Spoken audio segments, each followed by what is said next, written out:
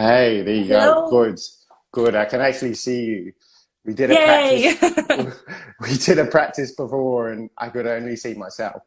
So, so that would have been a bit weird. So, I was just saying, this is the first time I've done a live, that I've hosted a live. So, if there's any tech issues, you could probably blame me for it. I'm not the most tech savvy.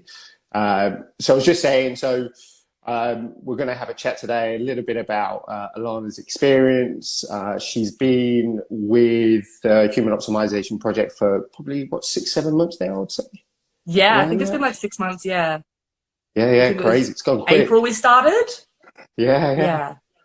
Yeah, and Wow. it's been, and I'm sure you'll agree, like it's been a massively confronting experience for you. But I have to say, like, without a doubt, you've been amazing to work with, and seeing that evolution from my end it's just been absolutely inspirational. Like, all my clients have been inspirational, but I have to say, particularly, with what you've gone through, and it's a testament to what you do as well, because you're a mindset coach, right? Mm. Yeah.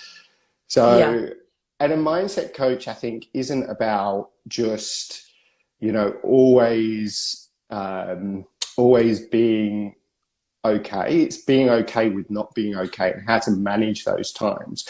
And I think, because this was especially confronting for you, and we might go into a little bit more why that was, you know, many learnings for you that you can pass on to your clients now from this, because you really did go to the depths. So, 1000%. it's, 1000%. yeah, yeah, yeah. So thank you so much. Like I always say, I'm only as good as my clients, right?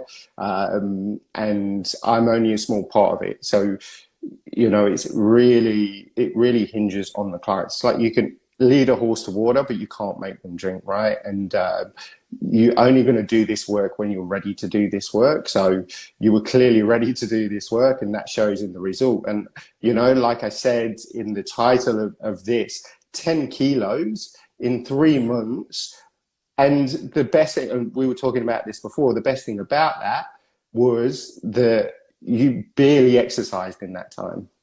Yeah, yeah. You, When I do not classify myself as a healthy person. I would never classify myself as like yeah, a fitness or well-being person. And I yeah, remember saying, like, I'm happy to do the diet, but I hate exercise. Like, yeah, I'm yeah, not going to be doing this. I'm not doing cardio. I'll walk and I'll yeah, stretch. yeah, But I wasn't going to do no crazy like 4 times a week. Like, I knew in my body that that wasn't something I could commit to. And like you said right at the start, you have to be willing to commit to the change. And, for me, the biggest thing overall, and I remember talking to you about it, is I just wanted to feel better. I felt hmm like crap. I was fatigued. I was depressed. I was anxious, and I just wanted to feel better. I was sick of yeah. not feeling like myself. Yeah, yeah, absolutely. And this is what I explain to my clients. Like, I work with an assortment of clients. And for some people, weight is the priority, right? Like, we need to get weight off.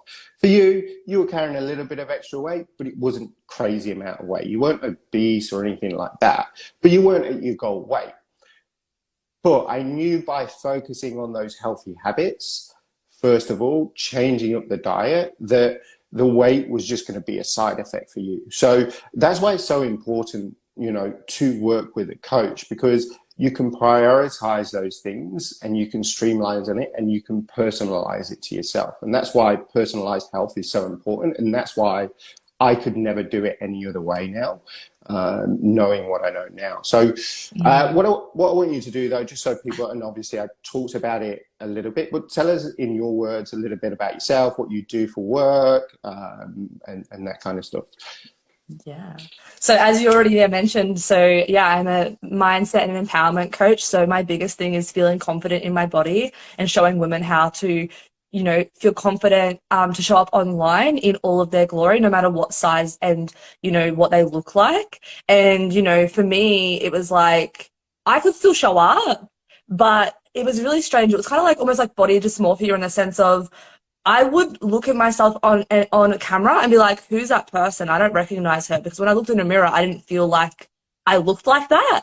And so, it was a becoming more and more as I showed up online that I was like, oh, okay, like I am a little bit bigger than maybe what I thought I was, or, you know, like I said, it was more so the way I felt than anything else. It was just, I felt really lethargic and I felt really tired. And we had spoken about me having back surgery a few years ago, and I was, you know, so tired and lethargic, still recovering from that, that I lost a lot of my muscle, I lost a lot of my stamina, and then I had slowly been putting on weight since then. And so I kept blaming that. And, you know, in my mind, I had, created a story, I suppose, that, you know, my back surgery was the reason for why I was so tired. Not my iron, not my poor shitty fucking diet. Not, sorry, can I swear on here? Like, Sure. I'm fine with it. you know, not like, I think I was eating takeout. Like Tim and I were eating takeout, I reckon like 3-4 times a week. You know, Yeah. like, and they're just empty calories. And you know, I wasn't eating breakfast. I was skipping meals. And then I'd wonder why I was so cranky. I was living off caffeine and sugar.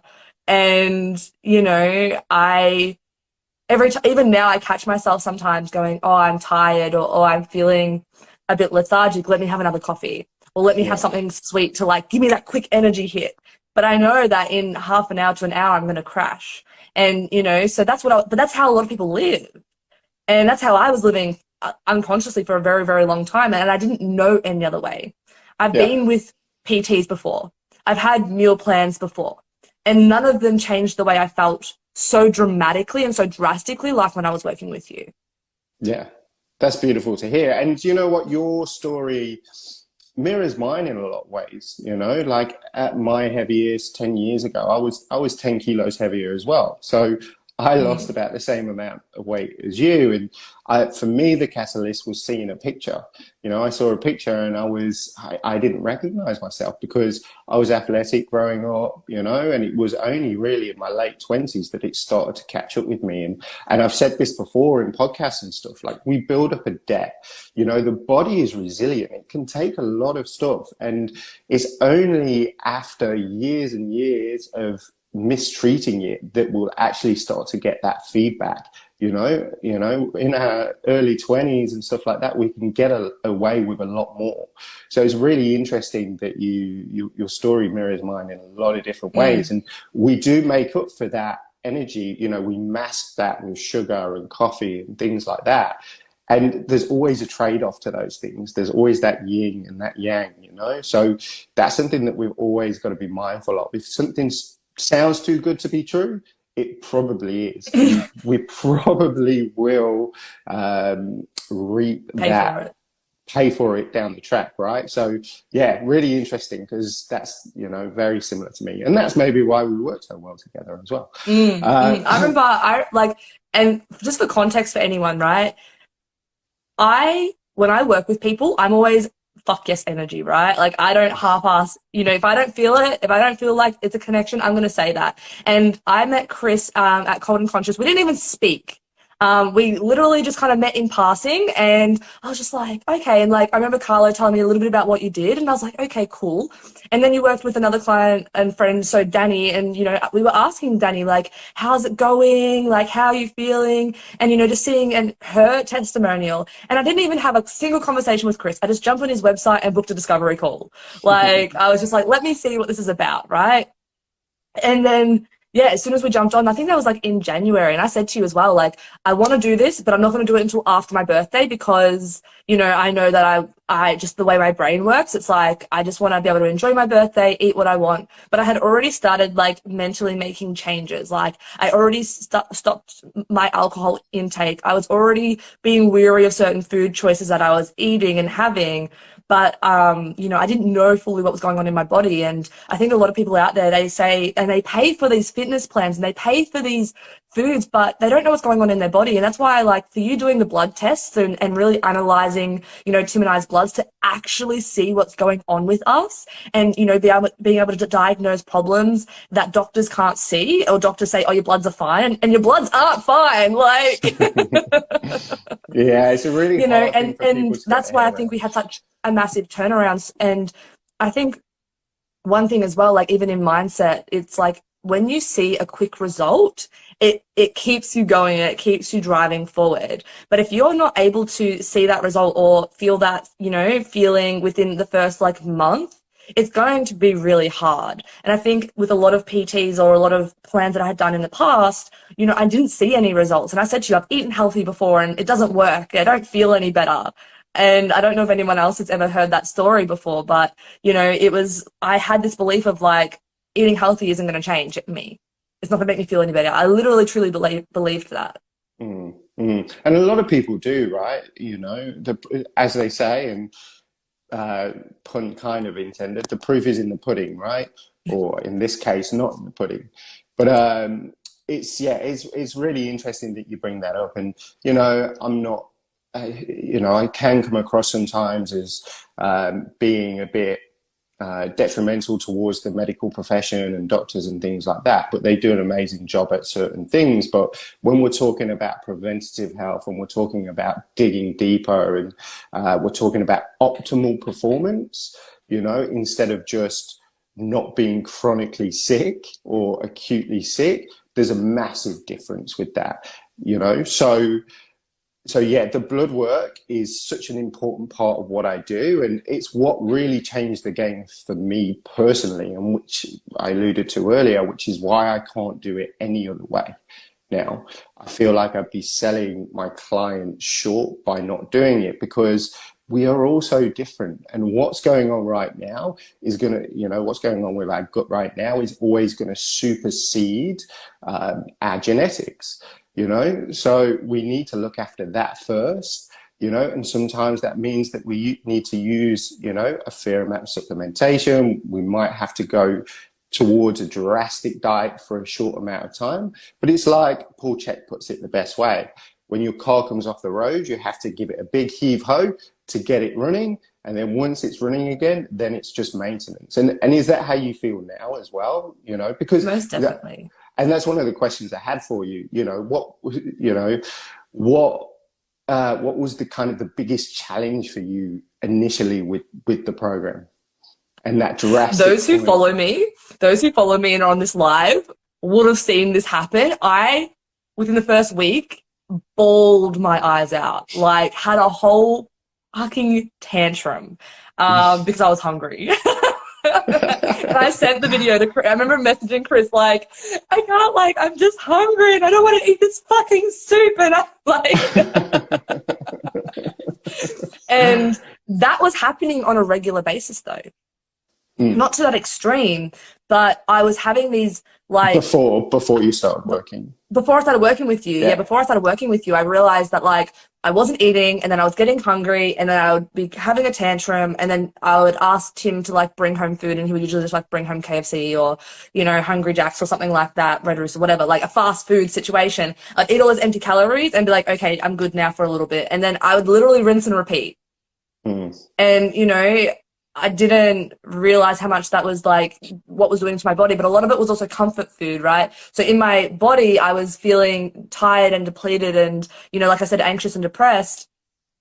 And so therefore your brain goes comfort food. What's going to make you feel good in the moment? Instant gratification. Oh, you love hot chips. You love pizza. You love, you know what I mean? You love chocolate. You love ice cream, whatever it is, right? And so we would constantly be eating those foods, you know, wanting those quick dopamine hits, wanting that quick sugar fix, but still paying the ramifications later down the track. And so like that first week when, you know, I was on the diet, and like, those people who know me know, like, I've been telling them about it. So what was it? No gluten, no refined sugars, no legumes, no beans, like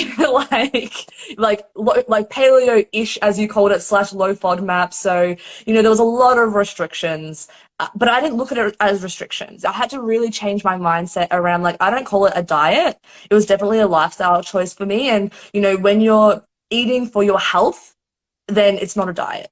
And, you know, I had a lot of people at the start say to me, oh, you're not going to have sugar, you're not going to have gluten, like, how boring, like, life's meant to be lived. Exactly. Life is meant to be lived, and living as a like optimized human to me is living, right? Not having sugary cakes and not constantly going for these dopamine hits, right? For me right now, I feel like I'm living my best life. And Tim and I are about to turn 30 in a few months, and like I feel like we are in the best shape mentally and physically that we've been in pretty much, I think, ever. Like, maybe not physically. We obviously, like, when we were 21 and stuff, like, we were in pretty good shape. But like you said, right, when you're early 20s, you can get away with a lot more than what you can do your late 20s, early 30s. But yeah, I bawled my eyes out. I literally was having tantrums from sugar withdrawal. I was just like, I tried to put myself back in that situation, and I think for me it was like I felt unsafe with food. Like I didn't know, like I remember saying like I don't cook, I don't enjoy cooking, I don't enjoy food. Like these were the stories that I would tell myself, and it played into the narrative. So therefore, like, oh, if I don't enjoy food and I don't enjoy cooking, then I'm going to resent the things that I'm trying to eat whilst I'm trying to make myself feel better. Mm, And you know, I had to really change that mindset, otherwise I was going to be in a sinking ship. mm. Because I, you know, like you said, some people, if they're not ready, they're gonna self-sabotage and they're gonna eat the chocolate and they're gonna, you know, go to the foods that they're comfortable, and that just keeps feeding the bacteria, and that just keeps feeding the little, like I remember we had a conversation where it's like that's not you talking, it's just like the bacteria monster in your belly talking. And I was like, fuck that bacteria, dude, you know, like I'm sad. I don't care about, like, I was literally livid. I remember when we were talking and you're like, Alana, it's going to be okay. And I was just like, fuck you, Chris. It's not going to be okay. Like, it's not okay. Like, I was just a mess. It's so And as soon hard as with I ate that, man. food, I was like, oh, I'm better now. It's yeah, it's amazing, and a really good way to look at that. And I can't remember who said it now, but and you might get a lot from this as well. Is think about what's going on, in your gut, because what as above, so below, right? Within us is a universe, Yeah, the and gut mind connection is so real. Like, that was the one thing I so realized. Sorry real. to cut you off. Like, but No, no, no. but you asked as well, right? Like, what was the turnaround? Like, I think within 3 weeks, like, so Yeah, that first week I had that meltdown, and I remember saying to myself, I don't want to have this meltdown again. Like, it was literally 5 days or 7 days from when we started working together. And I was yeah, like, this cannot happen again. Like, I cannot yeah, do this again. And yeah. that's when that was what really like clicked in me. And I was like, all right, I'm going to fucking commit to this like wholeheartedly, and I'm going to do all of this. And I just learnt, like, even now, and I said it on my live recently, I didn't stop eating sweet, like, cakes and things like that, but I just made them myself. So they're gluten-free and refined sugar-free, and I use cacao, and I literally made chocolate chip muffins, the other day. Like, so it's not that I didn't stop enjoying the foods I love, I just made them differently. I used Yeah. coconut, yogurt and rice malt syrup and a bit of cinnamon, and like I had that for dessert for ages, and that really satisfied my sweet tooth. And we spoke about having a sweet tooth, and you can still have that, but in a healthy way and in moderation. Yeah, absolutely. Absolutely. And that's Yeah. it. And instead of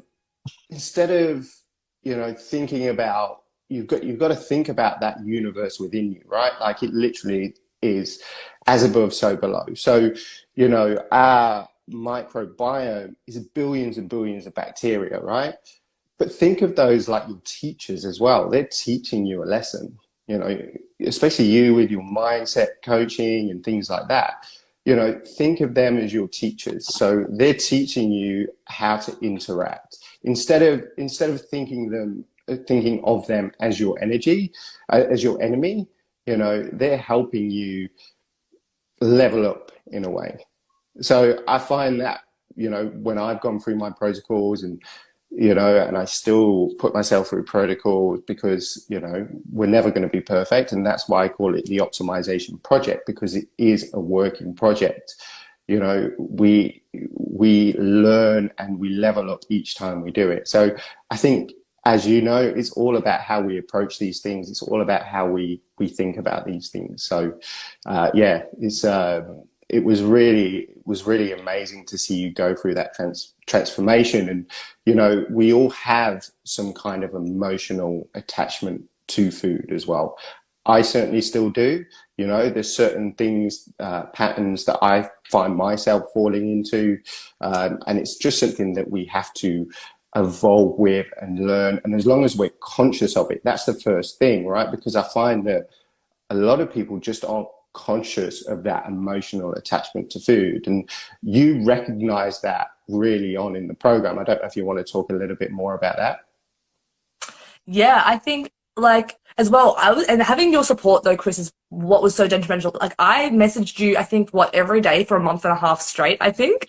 Like 2 months Yeah. straight probably, you know, and it was partly like mindset, but it was also like, Chris, can I eat this? Chris, is this ingredient bad? Chris, because you're changing your entire like world when it comes to food, right? I had no idea. I don't have the knowledge, I don't have the know-how, and that's why I needed a coach, and that's why I needed someone who had that information, so I could also be like, okay, I'll just wait for Chris to tell me what I can have and what, like, you know, I didn't know about the inflammatory oils. I didn't know about like all these, you know, preservatives and what they did to my body and how they made me feel. So like, you know, there was a lot of emotional stuff when it came to the eating, but I like we said earlier, it really truly was connected to my gut. You know, as soon as we started having the supplements regularly, once we started, you know, not having the sugar, and once we got rid of the inflammatory foods, like literally within 3-4 weeks, like I was like, whoa, where's my depression gone? Where's the anxiety? Like, Yes. what the crap? Like, you know, yeah, my energy was slowly building, but it was mostly that like mental fog that I had. I I'm felt so glad. completely lifted within a month. I'm so glad you mentioned that, right? Because so many people just associate gut issues with IBS and, you know, with bloating and diarrhea and constipation and things like that. But actually, you know, we touched on it earlier with the gut-brain axis. A lot of people don't actually get those symptoms. It actually manifests as anxiety, you know, brain fog, memory. You know, these things are how gut issues can manifest a lot. So a lot of people don't even connect those issues to the gut. And a lot of the time, if you've got continual brain fog, you don't even realize you've got brain fog because you can't work it out. It's only when you start to take yourself away from that situation, take yourself away from those foods that are causing the issue, and start to work on that underlying issue, that we start to realize, oh shit, I actually did have an issue and it was connected to my gut. I mean, Hippocrates said it 3,000 years ago. Every disease begins in the gut. I think that's too much of a simplistic way to look at it. And I don't think everything is connected to the gut, but we are finding out a lot more is connected to the gut. So yeah, I'm really glad you brought that up because it's a really common misconception. And I didn't think I had gut issues either. It was only after I went through my first protocol that I started to realize, oh, yeah, actually, I do have gut issues. And we normalize things as well so easily. Like it's so easily to normalize things. The other thing that you touched on as well was, what was it? I forgot what it was now. What were you saying? I wanted to mention, but I can't remember. Kind of been that important. That's okay. But yeah, no. So it was yeah really interesting that you mentioned that. But and yeah, and the other thing that I wanted to talk to you about as well was obviously, and you talked about it earlier, was working with Tim. So because what I do is very personalized, right? And I do try, obviously, when people are working with partners, I do try and keep it as similar as possible, but also working with each of your requirements. So there were some differences between your programming and your foods, and definitely with your supplementation, there was very different issues to deal with. So how did you find that? Yeah, it was good because, you know, Tim had a lot more supplementation than me. I feel like we would both, he'd be very like, he'd line all these supplements up the night before to make sure he would take it breakfast, like lunch and dinner. And a lot of mine were just mostly like breakfast and dinner, and I had a few liquids and things like that. So yes, there was different supplementation. What I did was I printed both of our supplementation protocols and I stuck them on the fridge and I highlighted them like what was going to be breakfast, what was going to be lunch, what was going to be dinner. So like we both could see our own protocol and we could see the supplements we needed to take. And we were kind of just in charge of our own supplements. But obviously when it came to food, like we're in a relationship. We try to cook together as much as possible because, you know, like obviously you can try and cook on your own, but it wasn't feasible for us. And I know that you wanted to have with Tim, like a mostly meat diet. And honestly, I think that benefited me because I wasn't eating a lot of meat. And, you know, I said to you, I was pretty much only eating chicken. I was close to becoming a vegetarian. Like I, you know, wasn't really eating anything. And so now I'm eating meat, like I think 3-4 times a week. And the moment I start feeling really fatigued and really brain foggy or really like energy low, I'm like, I haven't eaten enough red meat this week. And I know that that's the problem. And it's so crazy that I know that now. And so, yeah, we kind of just went, and I did a lot of research on recipes and I just looked at a lot of paleo recipes because they were whole foods. You know, there was a lot of things like with Tim, he had a lot of high, was it fructose or glucose or sugar? So, you know, for him, it was like not having any like bananas and not having any high sugary fruits where, yeah, mine was a little bit higher, but it wasn't as bad. But like, you know, for me, I was like, okay, I'm not going to miss eating a banana right now. I'm quite happy to not eat those foods or not like I'm using a banana as a context, but, you know, not have certain foods that I know I was allowed to eat, but Tim wasn't. So there's no point in me putting them in the grocery list because it would just make him be tempted. And vice versa. So, you know, we kind of had an agreement, I suppose, where we both just like tried to blend the two together as much as possible. And a lot of it was just, you know, like meat and veggies or with rice or potato as a carb. And like I remember saying to you as well, like I'm not going to cut carbs. Like I'm not, if you like, you know, and I'm like I'm not going to be like on a 0 carb, high protein diet. Like I'm not like I was very upfront about, you know, the way I wanted this diet to run because I knew myself. And I knew my thoughts and I knew that if I tried to restrict myself in that aspect too much, that's where I was going to doom myself from the start because, you know, it's hard to completely shift your entire reality and your entire diet. And, you know, it's habit stacking as well. And I even say to my clients when it comes to their mindset work, right? You can't just expect yourself to start meditating every day and journaling every day and, you know, doing these things every day when you haven't done them ever in your life. It's a process. You start by doing a few minutes at a time. So, you know, in that aspect, it was like, okay, cool. I don't have to restrict like eating certain foods, but also as well, like, you know, like sweet potato made my gut flare up within the first 2 weeks. So I was like, okay, don't have too much sweet potato. Or if you're going to have sweet potato, don't have it with like asparagus or don't have it with like another high gassy food that's going to make you like, potentially be like in pain. And you know, between Tim and I as well, like I noticed between men and women, it's like I think women are a bit more in touch with their bodies. You know, we recognize what is going on internally very quickly. You know, I would notice if I eat something, my stomach would start reacting pretty quickly. And I'd say to Tim, like, hey, how are you feeling? And he's like, oh, I'm feeling fine. And like we'd go to bed and all of a sudden we're hearing his stomach go and it's like making all these noises. I'm like, you are not fine. Like And I'm really glad that you brought that up as well, because these are all foods that we see as health foods, right?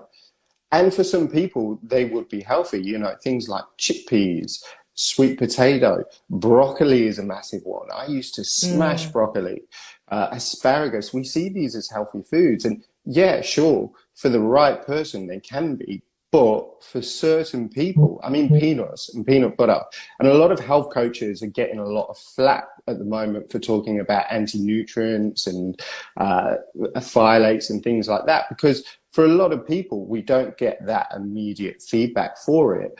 But a lot of people do. And the problem is if we're constantly mass telling people that that's a healthy food, then when they do get, and you probably had this as well, when they do get those the bloating and you know those GI symptoms after those foods, they don't associate it with those foods because everybody's trying to all these health coaches and PTs and doctors are trying to tell you that these are healthy foods, but it's so individual to the person. I mean, did you The amount ever of recipes that had, every health recipe I see has oats, banana, and friggin' peanut butter in them. And it's like, yeah, yeah. And, you know, they're not the end of the world. For most people, they're okay. You know, I did a reel not too long ago about peanut butter and, you know, and talking about the anti-nutrient content of that. But, you know, there's this really weird culture in the fitness industry at the moment where people are, you know, taking the piss out of health coaches for saying these things. And yeah, eating peanut butter here and there is not going to be the end of the world. But you've got to realize that for a lot of people, there can be issues with that, you know? So that's why it's so important to dig deeper. You know, it's so important to dig deeper within your own physiology. Sorry. It's so important to dig deep within your own physiology, right? You know, because what works for you isn't going to work for someone else. And there are nuances. Like my wife and I, you know, we eat very differently.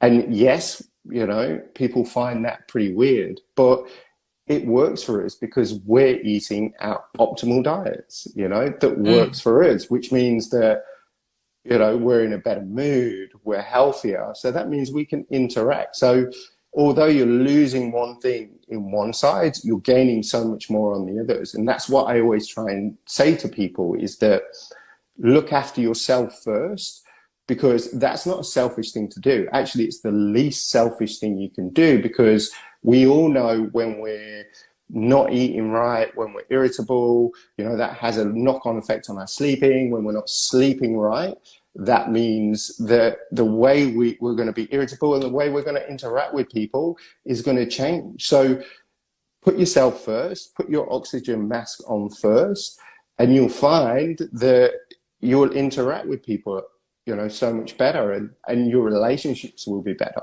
You know, that's one thing that I try and really relay to people is that you have to look after yourself first. I couldn't agree more. I think it's such a big lesson too, even in the mindset space as well. And the funny thing was, you know, I've been working on my mindset now for over, you know, 2.5, 3 years. And I, you know, was working on my spirituality. And so, you know, in my mind, I was like, okay, I did the mindset work. I did the spirituality work, and I went through all the whole like situation. I'm like, but I still feel like crap. What's going on? And I was like, I'm not taking care of my body. I'm not taking care of my vessel. And that was like, holy crap, I'm not even taking care. If I really truly loved myself, and this was one thing that really was like, I had to have a hard truth with, right? And, you know, with my clients, I'm always talking about like being honest with yourself and radical acceptance and radical honesty. And I'm a very like no BS, what you see is what you get kind of person. And so I was like, well, how can I be that to myself? And I was like, if I truly loved myself, if I truly loved every fiber in my being, I would take care of myself. And what does that mean? It means that I have to take care of the food I'm putting in my body, and the way that I do my body, and the way that I take care of it is like, the eating the right foods, drinking the right like water, not having sugary drinks, not having alcohol, like, you know. And I was like, okay, like, and then the moment I started doing that as well, like the connection to my body, the connection to my like, you know, mind and my spirit all started to kind of connect more as well. And it's just, yeah, like if you've done the mindset work and you've been doing that aspect and you're like, oh, but I'm still feeling this way. I'm still, you know, snapping at people, but I'm aware of it and I have this whole awareness around my mental triggers, but I'm still doing it. Then maybe there's something else going on that's nothing to do with your mindset. Yeah. And it could be everything to do with your health. Absolutely. And it's all important, right? Like it's all important. You know, what are you eating? How are you moving your body? And like we talked about, it doesn't mean killing yourself at the gym every day. Just I just aim walked. for, Like you just said, do walk. 7,000 steps a day. And I didn't even, well, since I had my Fitbit, it turns out I do 7,000 steps quite easily. But, you know, like I just made sure I walked every day. Yeah. And, you know, occasionally when I felt like it, I would do a workout. Yeah, absolutely. Absolutely. Yeah, you know, looking after what you're putting in your body, how you're moving your body, and how we interact, how we socialize with other people. I think they're the three pillars, right? And if our mental health isn't there, if we're not doing all of those practices, then, you know, it's one of them's going to fall, and it's a tripod. So if one of them falls, everything falls, right? Like, we need all three pillars. And that's why the work that you do is so important. And that's why it's an aspect that I like to bring into my coaching as well, because without one of them, it's all going to fail. And I think that's why there has been such an explosion of holistic health coaches, right? Because everything is important and we need it all. And that's why it was so amazing to work with you, because, you know, you already had that mindset piece, you know. And I know for me as well, personally, and one of the things that came to mind when you were talking about that was my body is my temple. I used to laugh at that, you know, when I was in my early 20s, and I used to do a shot and say my body is my temple as a joke, because I didn't realize how important it was. And it really is, you know, if we don't treat our body right, it's not going to treat you right. And like I say, you are going to feel the repercussions of that. You are going to build up a debt.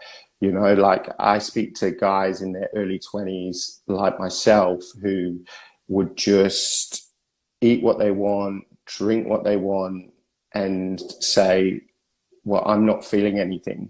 You know, like, I'm still feeling good. I'm still performing well. Well, wait till you're in your late 20s, 30s, because your body builds up a debt and it will come knocking on the door at some stage. And I wish I realized it in my 20s. But, you know, I had my journey. I had to go through my journey, and that's why I got to now. Oh, and that was the other thing that I wanted to bring up as well. You talked about how working with a coach helped so much. And, you know, I did a lot of this on my own for about, you know, digging on my own. But it was really when I started working with a coach that does blood analysis that I got, you know, years ahead. You know, I could have got to where I've got to now after, you know, 12 years of really going down this rabbit hole. I could have done that in, you know, a significantly less time. You know, that's the benefit of working with a coach. Like, you get to learn from all of my mistakes straight away, you know, and for a fraction, like, I paid thousands upon thousands of, you know, testing on myself to find, you know, and now I know, okay, well, what tests are worth it? What tests aren't worth it? Because, you know, I don't agree with, you know, going through, we just did blood tests, but you can go way further than that. You know, you can do GI mapping, you can do oats tests, you know, you can do mineral analysis tests. You can really go through 1,000 different types of testing.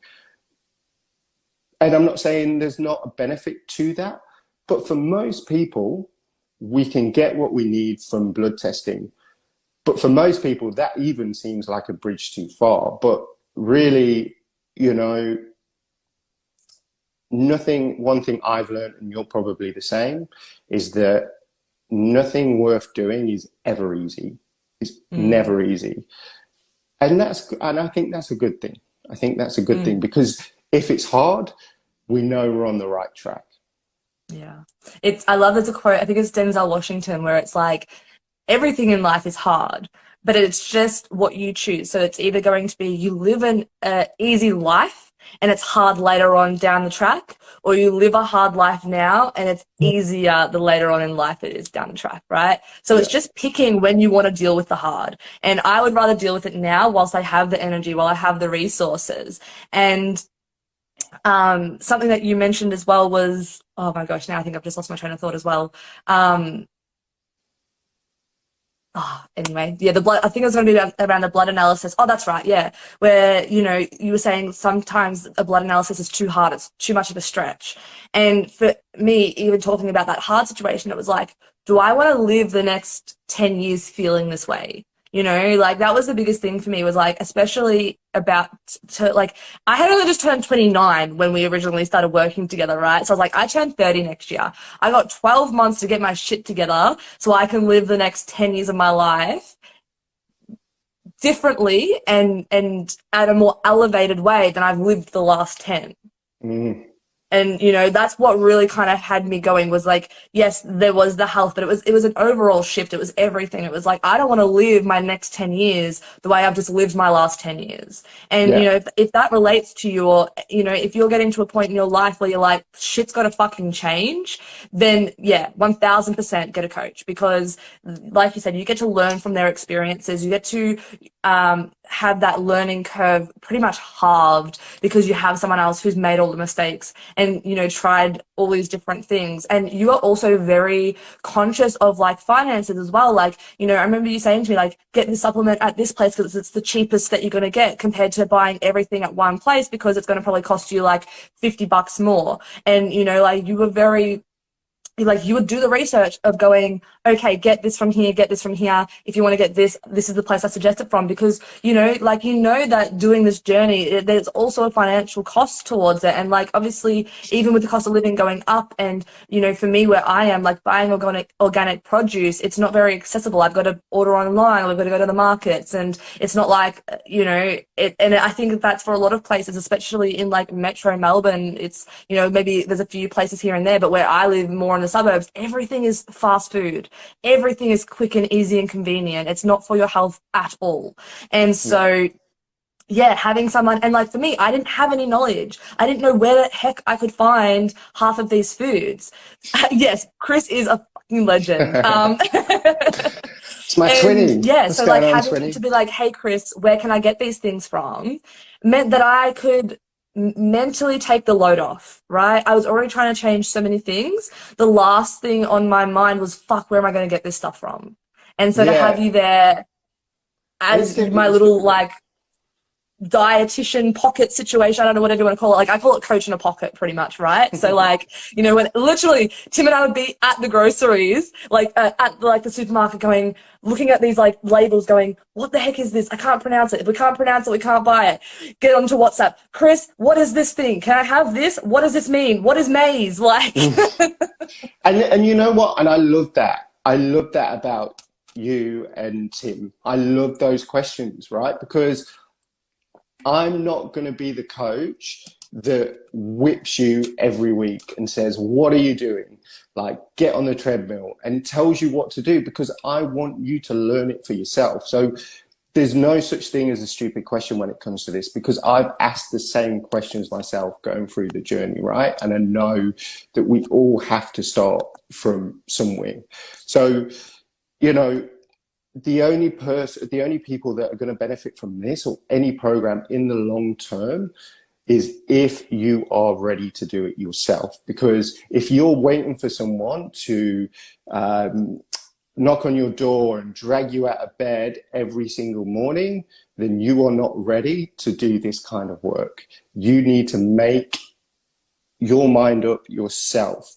And I have all the time in the world for people who want to learn and want to ask the questions, but I'm not going to do it for you, because I'm not doing you any favors, you know? Yeah, help like, those who help themselves. 100%. And I will talk to clients every single day for as long as they need to, if that's, you know, if that's what they need, and they're showing that interest in improving themselves. But if you're expecting me to, you know, kick your ass every week, it's not going to happen, because, you know, even if you get some results, it's not going to last, because you need to learn that knowledge. I don't want people working with me forever, you know. Yeah, exactly right. I want to empower people to be able to do it themselves. There's nothing I'm going to hide from you. There's no secrets, you know, but you have to decide that you want to do it for yourself. Yeah. A good coach should be able to make you self-sufficient. Yeah. And Sula, I love that. Honestly, Sula, if you are wanting this, because I know Sula personally, he is fucking amazing. Like, I have the utmost admiration for you, Chris. Like, every time someone speaks to me about it, I'm just like, your name is constantly like, Chris did this for me. Gotta work with Chris. He's so good. Like, all the time. Like, I'm your raving fan. So. Look, and do you know what though? Like I always say, you know, it's not, I'm such a small part of this. Like I say, I'm such a small part of this. You have to do the work. And that continues from my point before. Like, if you're not ready to do the work, you're not going to do it, you know? Yeah. So, you know, I remember one of a woman that I really respect, and she was a nutritionist in the 80s, and she's amazing. She's down here on the Sunshine Coast, and she stopped seeing clients because she said only 1 in 10 people that she saw would make lasting changes. So she started writing books instead, because people, we get into these mindsets, as you would know, and it's so hard to get ourselves out of it, and no one else can drag us out of it. We have to drag ourselves out of it, and it's bloody hard. And I think I might have told you that stat. Yeah, I was gonna say, with that though, like, I just wanted to add, like, yes, you need to drag yourself out, but it doesn't mean you can't have support. No. Right? Like, I think that's a huge thing. Like, yes, you have to do it for yourself, but surround yourself with really supportive people. Like, that's why I'm like, I had to get Tim to do this with me, because if he didn't, I wasn't going to change, because he was going to tempt me way too much. Like, I remember when we first started, I literally, any bad thing that was in my cupboard, I pulled out and I gave away. I gave the food to my mum, and I was like, I'm not going to have anything that I cannot eat in my cupboards, because then there's no temptation. And you know what I mean? So it's like, surround yourself with supportive people. Yes, you want to do it yourself. Yes, you have to have that drive, but ensure you've got a fucking strong network, because there is going to be hard times ahead. There is going to be times when you're going to want to quit, and you're going to need that person to lean on. And you, like, you know, like I said, I was bawling my eyes out a week into this, you know, protocol, and I messaged you, but I didn't just message you, Chris, though. I messaged other friends that were doing their own health protocols. I waited for Tim to come home, and then, you know, like, he was like, here's some food, babe. And I ate the food, but I also cried on his shoulder, because I was like, I don't want to live this way. Right. So it was like, yes, I had you in my corner. Yes, I had the desire to do it, but I also had other people helping me and keeping me accountable too. Good. And yeah, that's it. Well, we're the sum of the 5 people we spend the most time with, right? Like, and that's absolutely true. I know that from myself. Like, I don't hang around with anyone that I hung around with 10 years ago. But as Belle was saying there, my twinnie, you know, everyone is looking for that easy way. Trust me, I searched for it for so long. And I still sometimes get drawn into it. It just doesn't work like that, though. We know that if it's too good to be true, it probably is, right? And we always want that instant gratification. Yeah. Like that instant, like, humans this one, like, especially this day and age, the way we live, right? A lot of us, like, oh, we see it, we think it's going to change us, we'll get it. And I'm the same as well. I've fallen for it multiple times, where I'm just like, oh, this thing's going to change my life. And unless you're willing to do the work, nothing's going to change. Yeah, absolutely. Like I say, it's a good litmus test. If it's hard, and if we don't want to do it, we probably should. That's always been my test. It's like the ice baths, right? I don't want to do it. I'd much rather sit in the sauna. Give me an ice bath over a cold shower any day.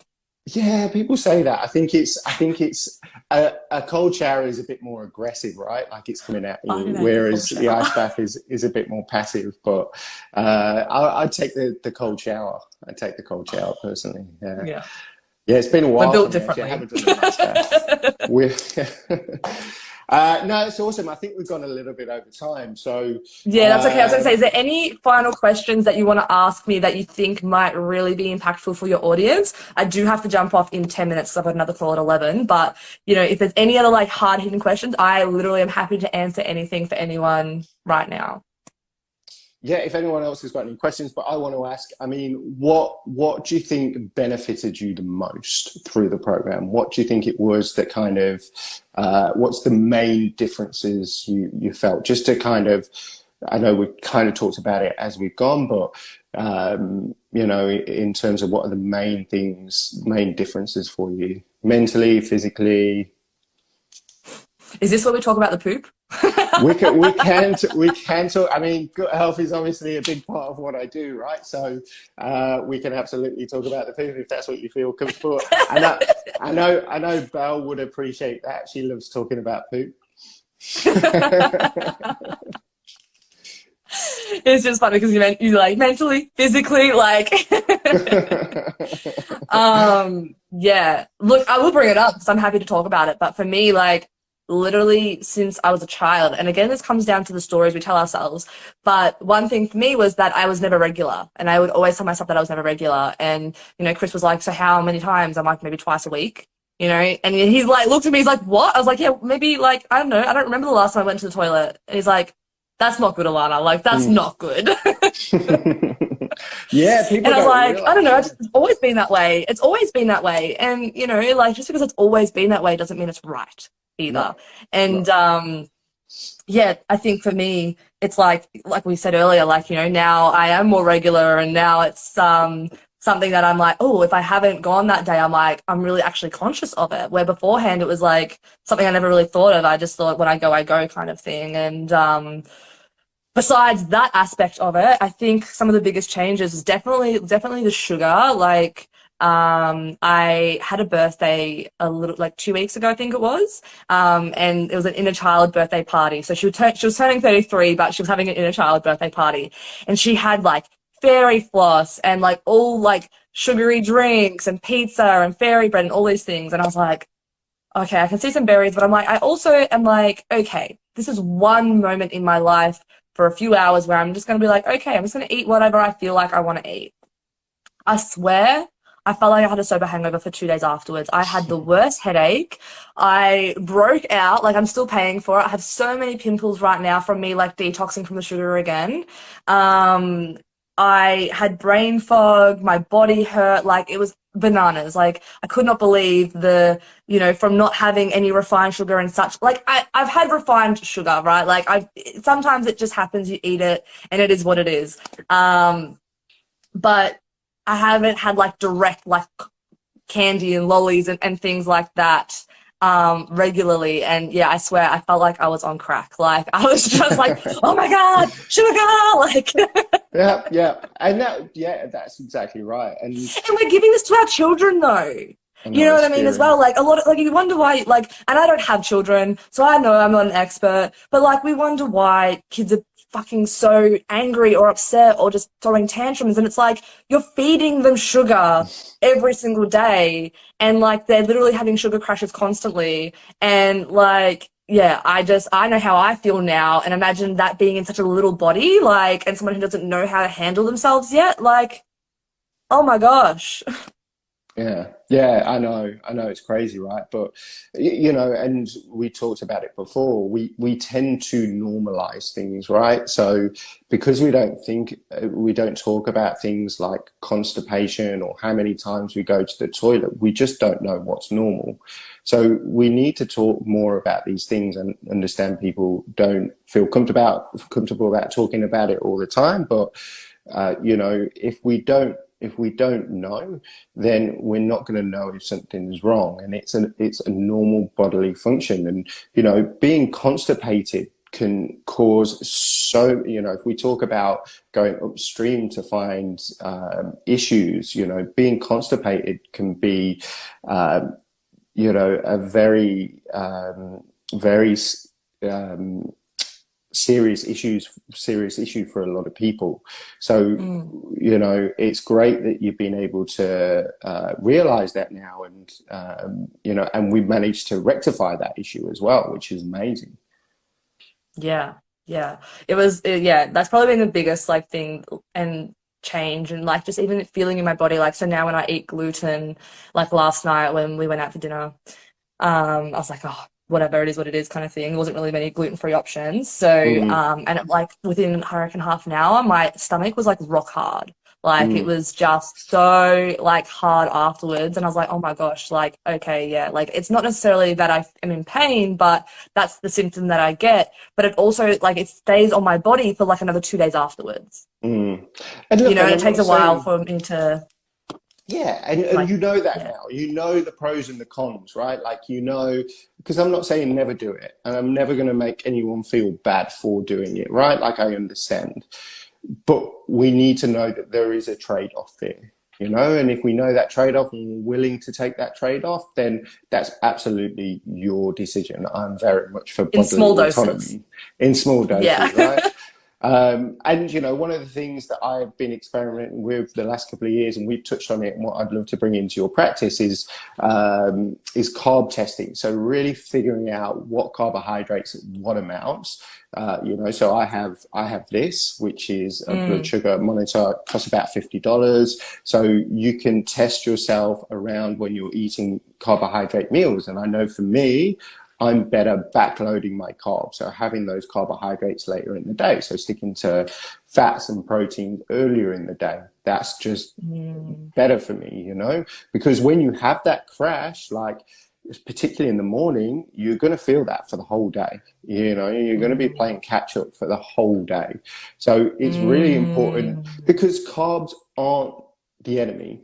Carbs aren't worse, you know, carbohydrates, particularly for people who need them for performance and things like that, like athletes, like carbohydrates, people work better on those, generally speaking, right? It's the preferred source of fuel. But we just need to be smarter on how we consume those carbohydrates. So things like this can help us determine what's going to be best for us. Yeah.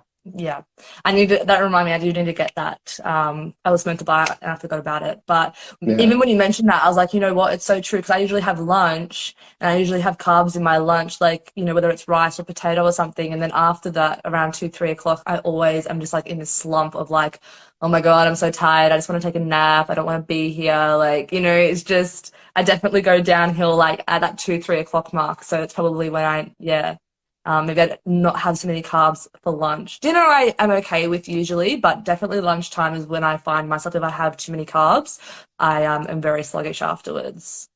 Yeah, look, for most people, you're going to be better backloading those carbohydrates or doing. Sorry, someone keeps trying to call me. So targeted carbs are around those most active times of the day. So when we're working out, if we've done a long walk, those kind of things, and the amounts. And, you know, some people can tolerate a donut, but they can't tolerate a sweet potato in terms of their carbs. So everyone's made different. To test yourself, right? Like that's really important to personalize your health as much as possible. Yeah, definitely. And like you said, everyone's built differently. So I think, I'm just, obviously you're getting lots of phone calls and I've got 2 minutes. So I just wanted to say like, thank you so much for this conversation. Like usually when I do a live, I'm like, oh, 30 minutes is fine. And we've been speaking for an hour and we could quite easily speak for another hour. But you know, I will save maybe for another time. We can jump on maybe on my stories, on my live, and we can chat again, because I feel like this is so important for people to hear and to know. And it's so relatable too. It's so relatable. Like there's so many people that have been in my situation and your situation, and to know that it's not as scary as it seems, and that if you truly are wanting to change that feeling within your body, like it is possible. You just need the right support systems and the people that have the right information for you. Like I said, I've been working with Chris now for like over 6 months. Tim and I are about to get our other set of bloods done at the end of the month, and we're going to test them and we're going to see them side by side. So I'm excited for that. Like I'm excited to see the changes between the two of us. And like, even like I said earlier, the first 3 months, like we were really strict on our diet. You know, we lost like weight without pretty much exercising. Like I just walked and things like that. And the weight loss was a side effect from me just feeling good. And then, you know, now it's been like a little bit longer. I'm like, oh, okay, occasionally if we're at dinner, I'm going to eat what I want to eat, rather than saying no to going out to dinner, or, you know, like I said, the birthday party, things like that. So I haven't been as strict, but I also don't allow that to like completely throw off my whole, diet, right? You know, like last night we went out for dinner. I know for the next 3-4 days I'm going to eat like on point pretty much. Like I'm going to be cooking my food. I'm at home. I've got no plans. It's raining in Melbourne for the next 10 days. Like, you know, it's going to be a lot better. It's not going, oh, I ate like shit this day, so now I'm going to throw out my entire diet and I'm just going to keep eating like I used to eat. It's going, no, it's recommitting yourself. It's rededicating yourself, even when you do stumble and do fall, because guess what? You will. We're human. We're not perfect. We're going to make mistakes. But then the next day, and not having any guilt towards it, right? Not going, fuck, I know I shouldn't have eaten this now, because it's just making, like, not only is your body physically not feeling good, but now you're mentally not feeling good, and you're going to store all of that even more so, right? So it's like, you know, even if you are wanting to fix your diet, like just know that, you know, there is going to be some mistakes, but don't hold like this guilt towards yourself. Just tell yourself, okay, I've eaten this meal, it is what it is, I'm going to let my body do its thing and detox it, and I'm going to get straight back on and do it all again and recommit myself every time. Because even now, like, you know, we're not working together as strongly as what we used to. A lot of it now is more me exercising, but I know that I don't have to have you in my corner for my diet. I know that I can do that on my own. I don't have to have that support. I've built it within myself. So, you know, the moment I do eat like crap one day, I'm like, nope, that's fine. I know what I need to order. I know what I can buy. And, you know, and like we said, reintroducing those foods. And sometimes I am eating something, but like I haven't had any soy, and I don't have any desire to have any soy. And there's some foods that I probably won't add back into my diet because it's just not necessary for me. I don't miss them. I don't think I need them. And I think they will cause havoc on me. And I don't really want to deal with that. So And that's precisely what I wanted. I wanted to be able to empower you to be able to make those decisions. And that's why it's really important not to be whipping someone every week. You know, they are not the coaches to have. It's the coaches that will answer those questions and be open with you, because at the end of the day, I want you to be able to pass on the knowledge to other people, because if we live in a healthier world, you know, we're all going to be happier, right? We're all going to interact better. So no, this has been amazing. Thank you so much. Yeah, I'm just jumping onto my next Zoom meeting, so I'm multitasking. Yeah, I know. I can't believe how long we've got. But no, thank you. I know. Thank you so much for this chat, and yeah, we will talk soon, and we'll do all this again. And if anyone wants to reach out to Chris, please do so, because he's absolutely amazing. Thanks, mate. And so are you. And if anyone needs a mindset coach, Alana, I can attest to her mindset through the program. Thank you so much. I love you so much, Chris. Honestly, all the best. You too. Thank you for today's live. You too. Bye.